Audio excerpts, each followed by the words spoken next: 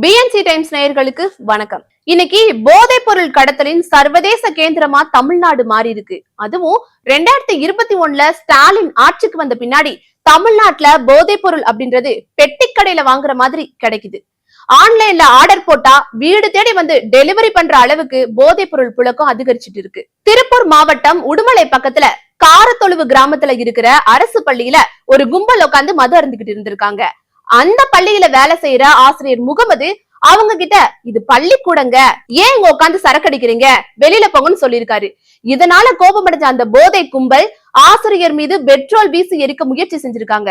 அவர் மேல பெட்ரோல் ஊத்துனதுனால கண்ணெரிச்சல் தாங்க முடியாம ஆசிரியர் அலறி துடிச்சிருக்காரு. அக்கம் பக்கத்துல இருந்தவங்க எல்லாம் அவரை மீட்டு மருத்துவமனையில சேர்த்திருக்காங்க. இதே மாதிரி திருவள்ளூர் மாவட்டம் கேரம்பாக்கத்துல கஞ்சா போதைக்கு அடிமையானதை தட்டி கேட்ட அண்ணனை தம்பியே நாட்டு வெடிகுண்டு வீசி கொலை செஞ்ச சம்பவம் நடந்திருக்கு. இதெல்லாம் நேத்து ஒரே நாள்ல நடந்த சம்பவங்கள். இது மாதிரி எங்க திரும்பி பார்த்தாலும் மது, கஞ்சா உள்ளிட்ட போதைப் பொருட்களால கொலை கொள்ளைன்னு நடந்துகிட்டே இருக்கு. இதுல என்ன கொடுமைனா டாஸ்மாக் வாசல்லையே ஒருத்தர் வெட்டிக்கிறாங்க. போதை வெறி தலைக்கு ஏறி கூட்டு பாலியல் வன்கொடுமை, பாலியல் சீண்டல்னு குற்றங்கள் அதிகரிச்சுக்கிட்டே தான் இருக்கு. இன்னொரு பக்கம் காலேஜ் பசங்கள்ல இருந்து ஸ்கூல் பசங்க வரைக்கும் மெத்தபெட்டமைன் உள்ளிட்ட போதைப் பொருட்களுக்கு அடிமையாகி இருக்கிறது தான் கொடுமையிலும் கொடுமை. இதே மாதிரி கிளப்பு பப்புன்னு கொண்டாட்டங்கள் மூலம் நிறைய சட்டவிரோத செயல்கள் நடைபெற்று கலாச்சார சீரழிவுகள் ஏற்படுது.